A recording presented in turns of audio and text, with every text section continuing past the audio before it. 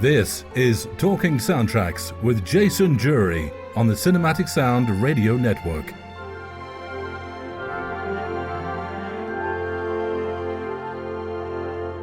Hello again, my name is Jason Drury and welcome once again to Talking Soundtracks on the Cinematic Sound Radio Podcast. This is part 2 of our interview with Emmy-nominated and 8 times ASCAP award-winning composer Craig Safan, conducted via Zoom in August 2021 at his home in Santa Monica, California. In part 1, we talked about how his musical career started and how Craig ended up scoring for film and television. In part 2, we talked more about his film and television work, his scores for silent films such as The Phantom of the Opera, and the pleasure that Craig has writing music for himself away from film and television, including the 3 concept albums he has released, LAX being the most recent. And, as with part 1, throughout the show, we'll be hearing more of the wonderful music of the legendary Craig Safan, including this.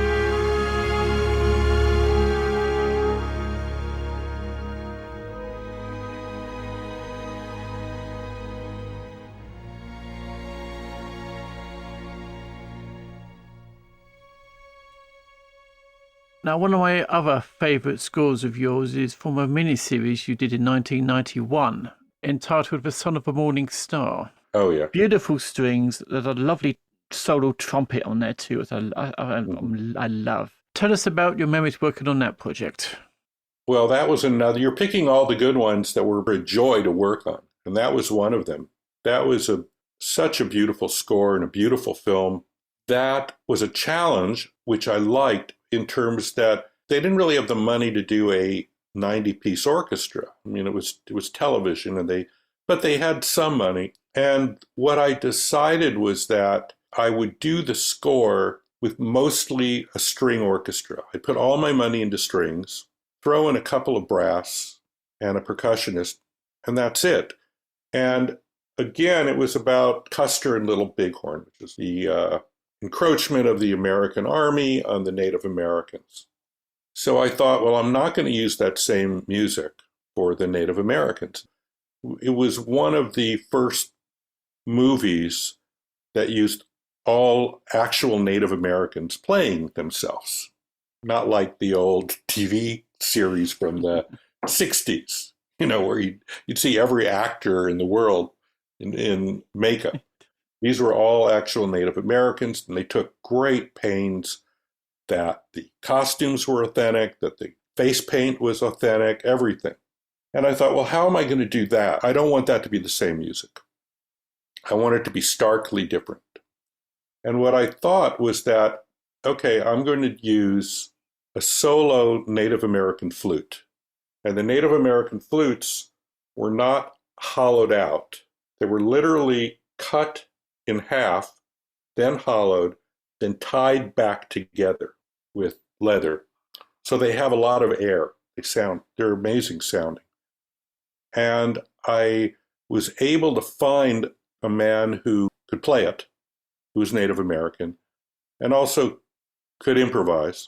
Again, I went to the UCLA Ethnomusicology Library and listened to lots and lots of Native American music and sort of made notes of the main, most famous melodies.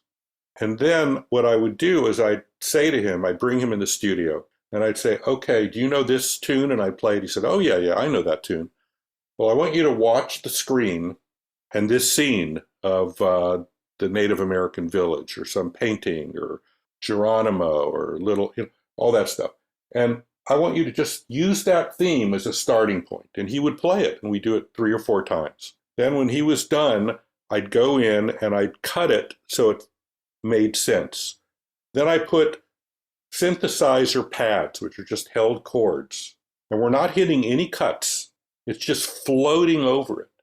And then I said, okay, now I'm going to use Native American percussion and write it so the percussion, which is paying no attention to the flute, they're not playing together, is going to and hit the appropriate moments.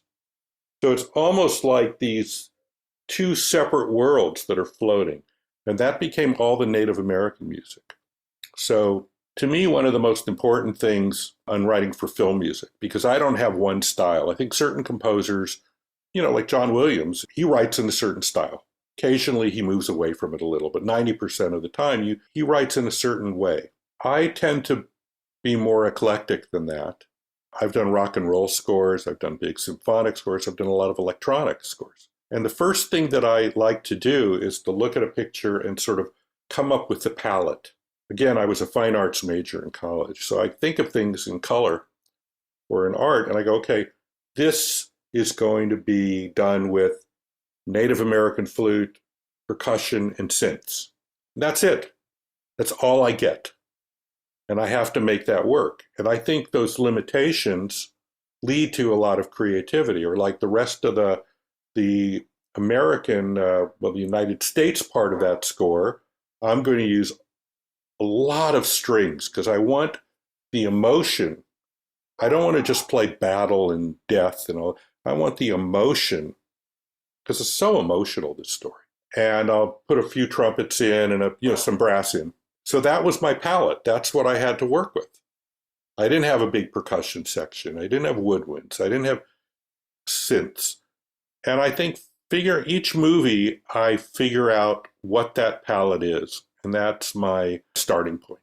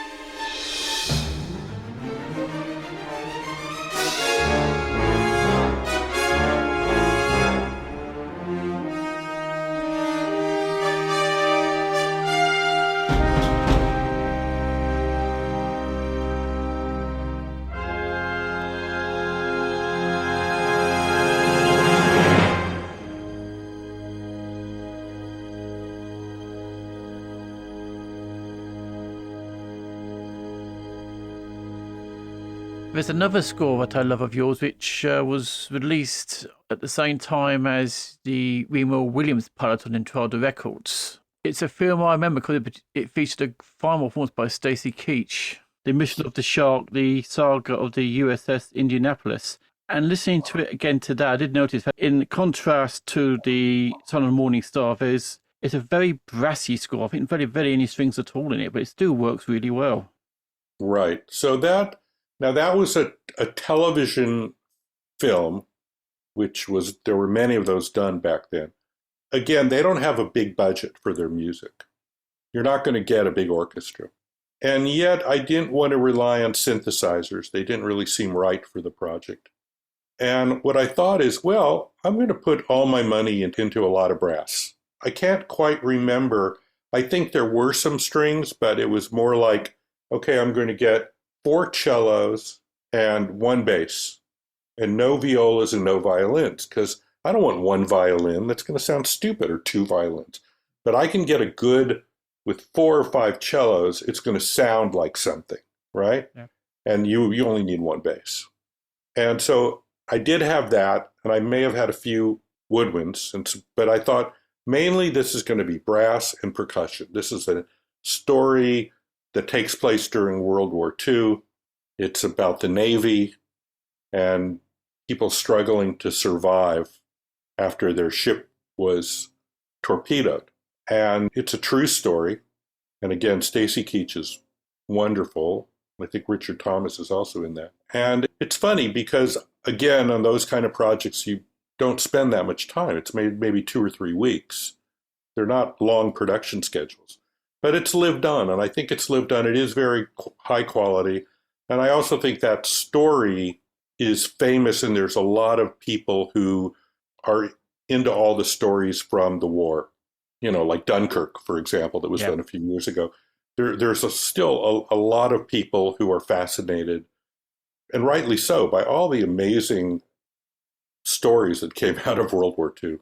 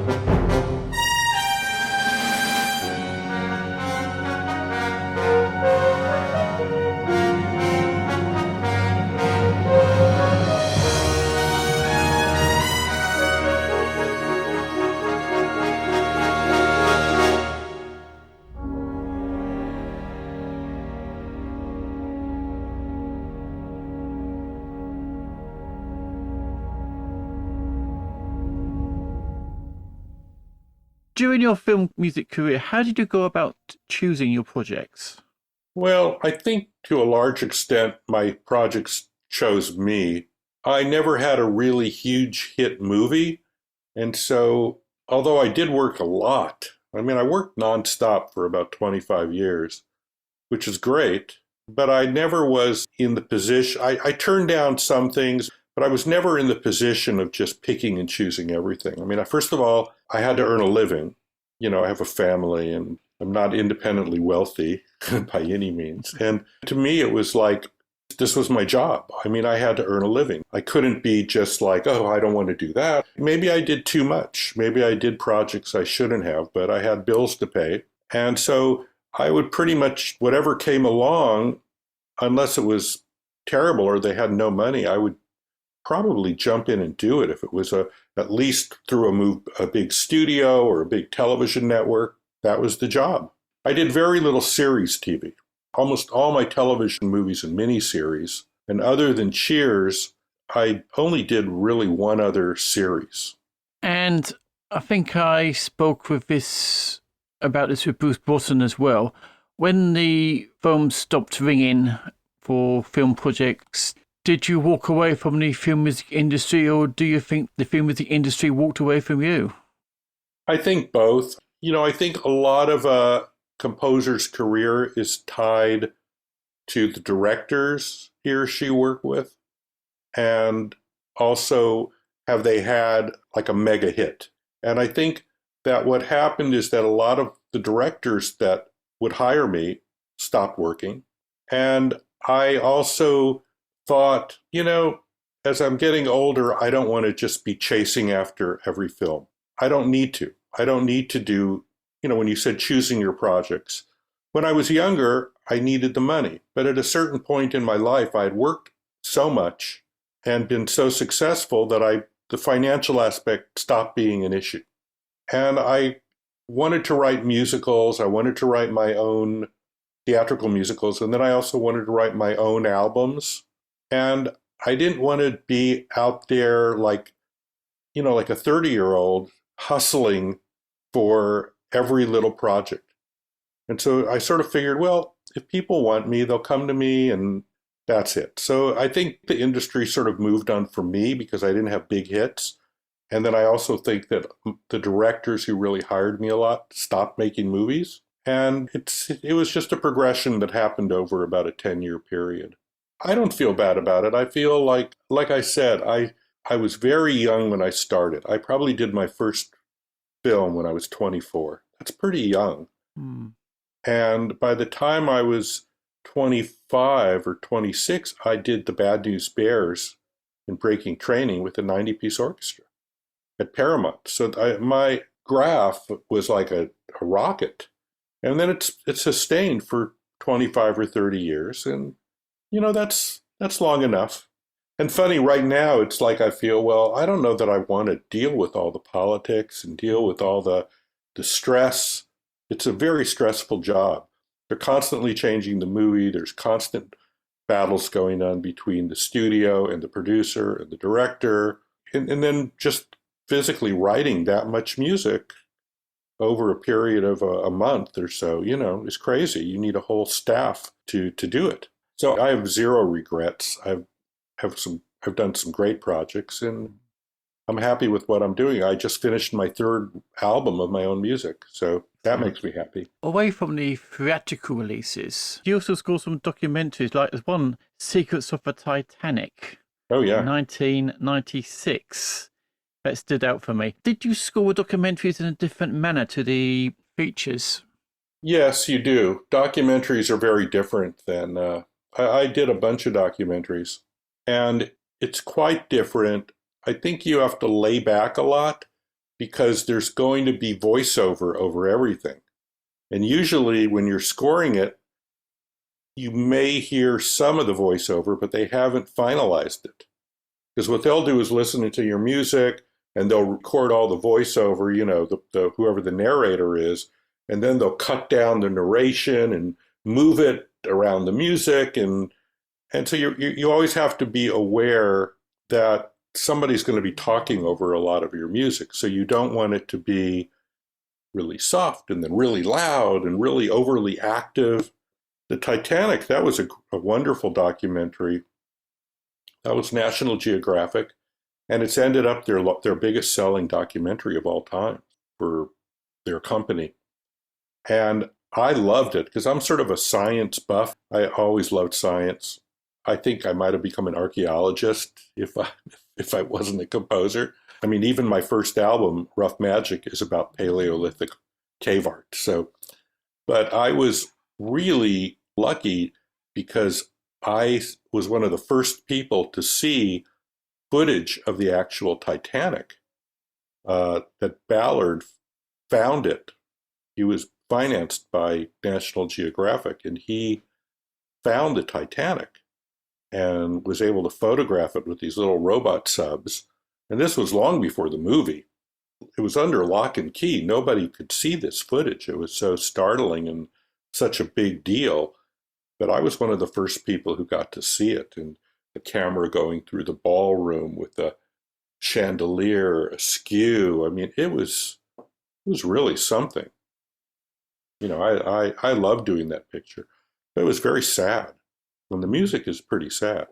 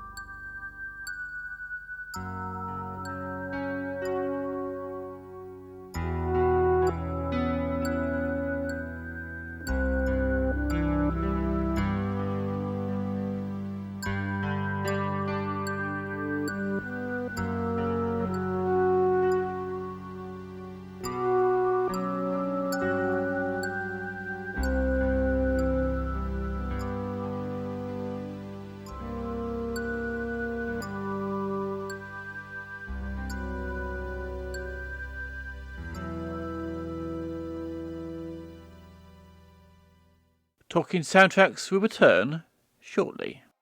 You're listening to the Cinematic Sound Radio Network. It's Talking Soundtracks with Jason Drury. You've rescored some classic silent movies, like, for example, The Kid. And Yes. you had to go at Phantom of the Opera as well. And how did you go about scoring both of those? So there's an orchestra called the Dallas Chamber Symphony in Dallas, Texas. They've been commissioning composers to do silent films. I got the call and they said, would you be interested in doing Charlie Chaplin's The Kid? And I said, yeah, absolutely. That sounds like a lot of fun. And it was originally for about a 14-piece chamber orchestra, which is what they had. And they performed it in Dallas. And then there's an orchestra out here that I'm friendly with that does concerts all winter, but in the summer does a string of concerts in a big park that overlooks the marina, all the boats. And they put up a big tent and a couple thousand people come. It's free. It's supported by the city. And the conductor heard about this and said, would you like to reorchestrate it? Because it's a symphony. And we'll get out big jumbotrons, big giant video monitors, and put them around the park so everybody can hear it and see it. So I reorchestrated, and it was very successful. And then the next year he said, let's do another one. And we talked about, I wanted to do Cabinet of Caligari because that was I liked that. He said, no, that's too obscure. Let's do Phantom of the Opera. And I said, okay, I've never seen it. I know the famous picture of Lon Chaney with his makeup. It's fantastic, but I've never actually seen that film. And I watched it and I went, wow, this is a friggin' great film. It's amazing. It holds together. And so I said, sure, I'll do it. I trimmed it a little bit because it was too long for our program, but it was still almost 75 minutes long. And it's a lot of wall-to-wall music, and it was for a full symphony and an organ and a couple of vocalists, because on screen they actually sing. They're singing Faust by Gounod. And again, with these orchestras, it's not like they have a lot of money. It's not like a studio film where you have a crew of orchestrators. So I had to orchestrate it myself and write it and copy it. And it was great. It was a lot of fun. And again, it was very successful. And that was the last time I did it. And it was only about a year before COVID. And now the last summer they were canceled. And this summer they're canceled. They're not doing the concert. But I really enjoyed doing it. It was just something new that I had never done. And I've enjoyed it.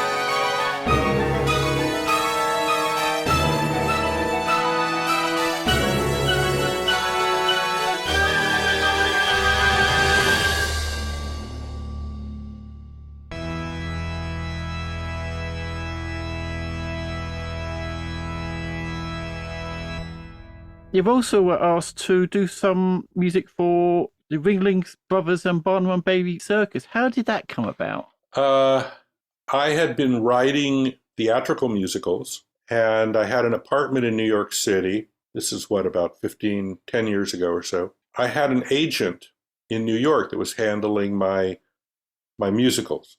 Ringling Brothers had all original music for their shows. They were huge shows, arena shows. They'd be at the biggest Madison Square Garden or Staples Center here in Los Angeles, big giant arenas. And the director who came in to do the show, the music sounded very sort of New York Broadway, the composer who was doing it. And he said, can't we get something that sounds more like film music?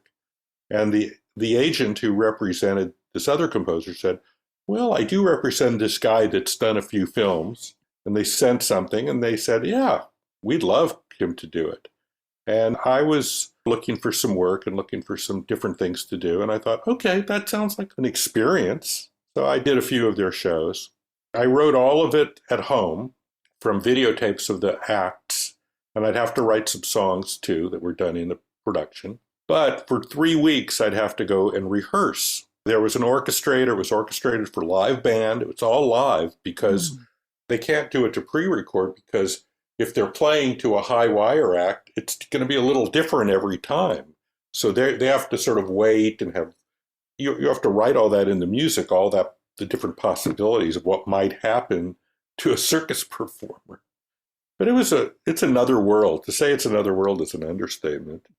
It was interesting to just be sitting in this giant arena working with the musicians, and then the animals would walk by and all the crazy people. Nobody speaks the same language because some of the performers only speak Russian. Some only speak Spanish. There was always a contingent of people from China. So when the director would talk, there'd be 3 translators you'd have to wait for. Whatever he said had to be translated into 3 other languages. That's a sort of a wacky thing.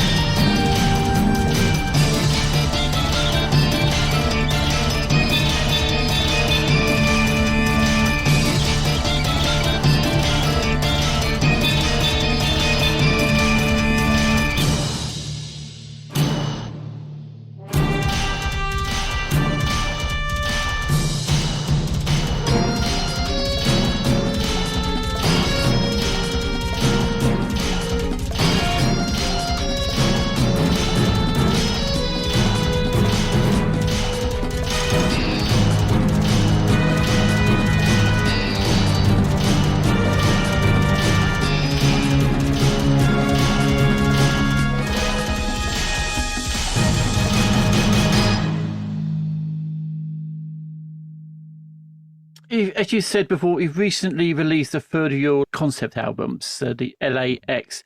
How much do you enjoy writing music away from film and television? I love it. I've done 3 albums. They're each concept. The first one was something that was rattling in my head forever. When I was young, my wife and I guess when we were first married, we were in France, and I wanted to visit the Paleolithic caves down in the Dordogne. And I was so moved. I always wanted to write music about it. So finally I was able to, and that's Rough Magic. And I traveled to many of the caves in France and also in northern Spain and across the Pyrenees near Bordeaux. There's some caves. I recorded sounds in them. I recorded the reverbs in them. The second album was called Sirens, and it was based on sort of my love of the Odyssey.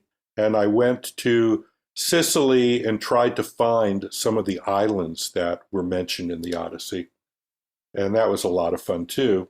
Recorded a lot of sounds. And then this last one, I thought, well, I want to do another one, but I don't want to just, I've already done France and Sicily, which are pretty nice just to go to anyway. Yeah. And I thought, I was born in Los Angeles. My father was born in Los Angeles. I really love the city. I've seen it change. I've seen a lot of things that aren't there anymore. I think I'll write about LA, which is why it's called LAX. So it's like the past of LA, but it's also a play on the main airport here, which is LAX. And I just started writing and putting together these pieces, each one in a different musical style, of all the different thoughts and landmarks and experiences. And I ended up with about 25 pieces. I narrowed it down to 16. I put it aside to write The Phantom of the Opera, which took a long time. That was at least 3 months. That was a huge job. And then when COVID came, after a few months of being just at home in my studio, I thought, I should finish that album. Now's a good time. Nothing else is going to happen. And I wanted to put live musicians on it. And so I made a list of who I wanted to use, and they were all people who could record at home. And so there's violin and cello and saxophones and guitar and vocals. And we recorded them, just over sending files back and forth. And then I mixed it with my producer, and note for note, that released REMO WILLIAMS. The guys who run that were originally with Varese Saraband, and Varese released Sirens. So they were really into releasing this. So I said, great. It's called LAX. It's on Amazon. It's on Spotify. It's on my website. It's on Apple Music, all those venues, I'm sure, anything else you can think of.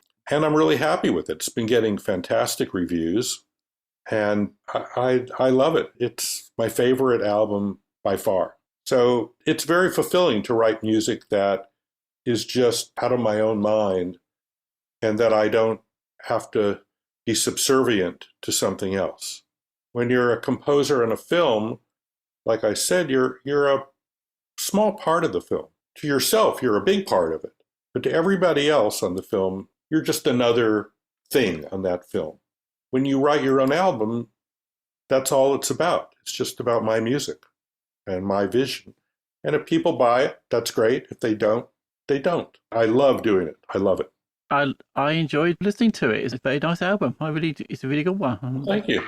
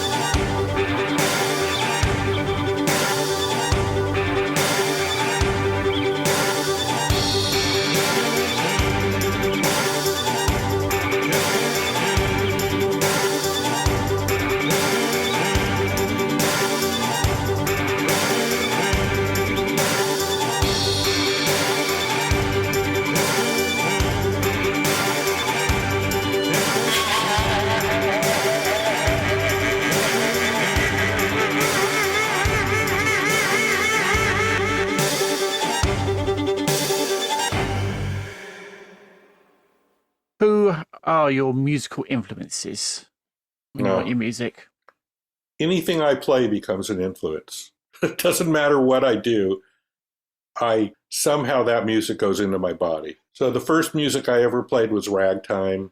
You can hear that on LAX, on the Witch's house. Or in Cheers, the way I did the stride piano in Cheers. Like I said, I love modern classical music. I love Stravinsky. I love Bartók. Concerto for Orchestra is one of the great pieces. I love Janáček, Prokofiev. Those are all influences. I love opera, some of it. And I love Penderecki's opera, The Devils. That's been a big influence. But I love the classic, romantic, operas, especially Otello, I think, is my favorite opera by Verdi. So I'm influenced by a lot of things. Plus, I grew up during the Beatles period. When Sgt. Pepper's came out, I was in college.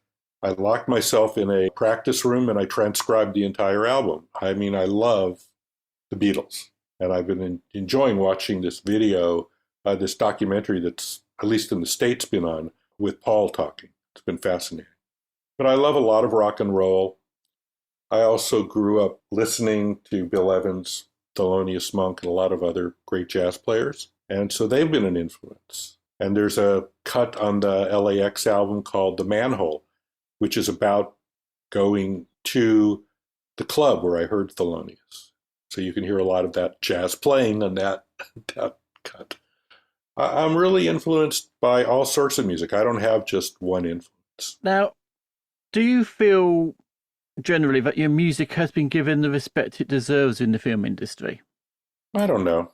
I try not to get hung up on that. I've sort of done my work as best I can.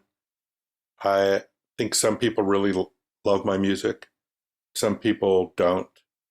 And I like what I've written. And, I've been able to basically support myself well since I was around 25 or 24, only writing music. It's the only thing I've ever done. So I'm doing something right. Whether I'm appreciated or not, I think I am. I think I'm appreciated more as time goes on in an odd way. Not sure why, but yes. Now, looking back at your career, would you have wished to have worked on more higher profile projects, or are you happy with what you've done and you've got no regrets? I would have liked to, but I'm happy with what I did. One can't control these things. You can try to control everything, but life sort of hands you certain things, and I think you have to enjoy what you have and enjoy your own success. So yeah, I would have liked to have some higher profile, but you have to remember that Last Starfighter and Remo were very high profile at the time. They just weren't earth-shattering successes. Cheers was certainly a huge hit. It's still one of the biggest series. It's never not playing. It's playing all over the world, even to this day, every day. I did another movie you didn't mention called Stand and Deliver that has been seen probably more than even Star Wars. That's been seen in schools all over the world and has a huge life. That score has been released twice, about Latino kids in East Los Angeles. And that's becoming not only an inspiration, but it's gone beyond an inspiration to become like a comic meme of the good teacher. In fact, I just signed a deal where The Simpsons want to use the theme of that. Wow. In a Simpson episode where Lisa does something with the school. I don't know what it is, but they're thinking they want to use that theme in The Simpsons. So, so my films are out there. Starfighter is out there. People talk about them all the time. So I can't complain.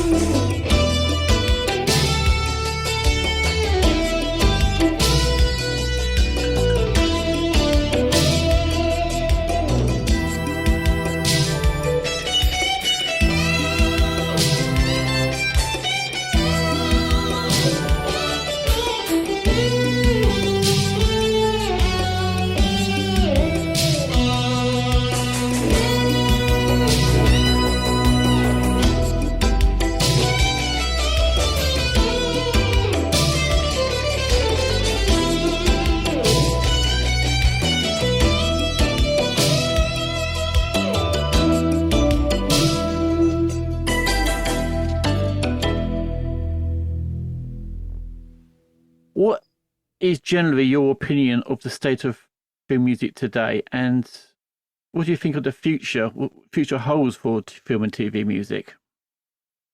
Well, I think we've gone through a long period that was a reaction to maybe the 80s and 90s, where directors have not wanted big themes.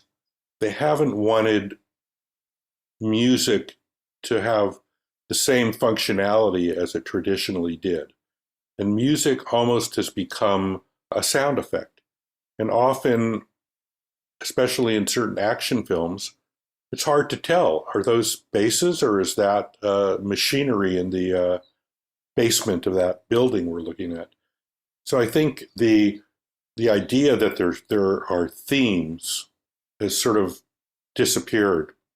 Just compare Batman by Danny Elfman and The Dark Knight by Hans, and you'll see what I mean. I mean, one has a theme and one really doesn't.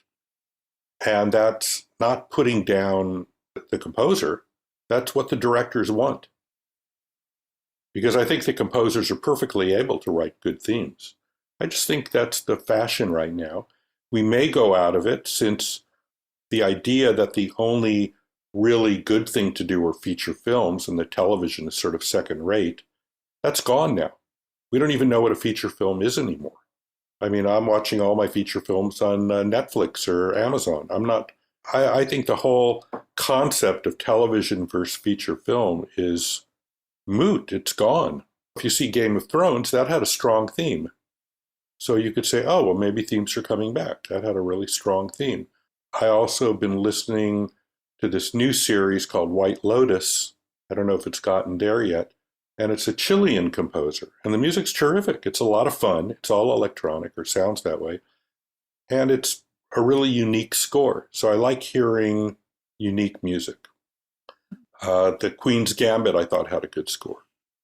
So I think you may be moving back to more thematic music. I don't really know. One of the things is that now music doesn't just come to the dubbing stage, left, right, center mix. They have every element. So if a director says, I really like that drums, pull back the rest of the orchestra and just do the percussion.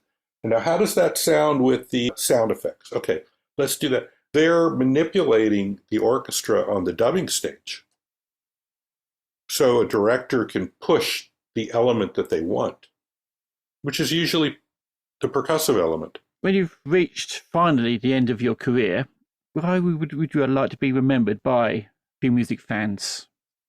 Well, I think that over the years, as the internet became bigger and bigger, my music became much more accessible. Over the years, more and more of these little film music companies have released CDs and vinyls of my music that I never thought would come out at all. In fact, Warning Sign was released by Invada, which is down in Brighton area, a label. So I think that the fans know my music. People who love film music know my music. I don't think I've occasionally read, we wish he had done more, but I have no regrets whatsoever. I'm very happy with what I've done. I've done music that's been me, which means every score is a little different, because that's how I write. And that has good things and bad things about it in terms of business. So I like that the film music community knows my music. They have their favorites, but a lot of times I get these sort of left field favorites, like Warning Sign, or like Thief, Confrontation from Thief. And it's fun. It's fun to think that this music still lives on, and I'm pretty happy with it. Craig Safan, it's been an absolute pleasure talking to you. Thank you very much for joining us on Talking Soundtracks. I do hope you've enjoyed both parts of this edition of Talking Soundtracks on the Cinematic Sound Radio podcast. And if you do want to know what music was played on the show, please go to the track listings on the show's webpage on the Cinematic Sound website at cinematicsound.net. The theme for Talking Soundtracks was composed by David Cassina. Now, to play us out, we're going to play more music from the score, which could be described as Craig Safan's signature work. The cue, Into the Stargate from his memorable score for the 1984 sci-fi adventure, The Last Starfighter. My thanks again to Craig Safan for joining us on Talking Soundtracks, and until we meet again on the Cinematic Sound Radio podcast, from me, Jason Drury, is take care and happy listening.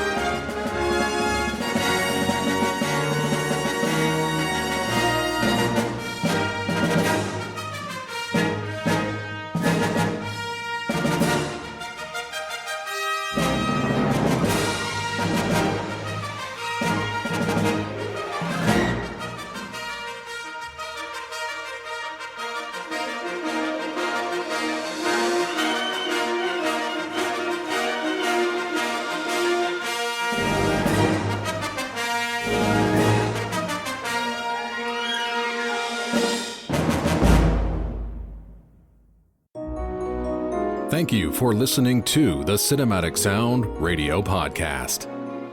I want to thank Tim Burton for providing his voice for all the bumpers you hear throughout the program, and to David Casina for providing Cinematic Sound Radio's theme music. If you have any questions, comments, or concerns, please email us at cinematicsound@yahoo.com. You can find us on social media on Twitter, Facebook, and Instagram.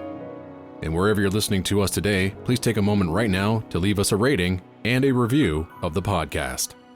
You can get a Cinematic Sound Radio t-shirt at our TeePublic store. You can join our Patreon at patreon.com/cinematicsoundradio. And don't forget to check us out on the web at cinematicsound.net.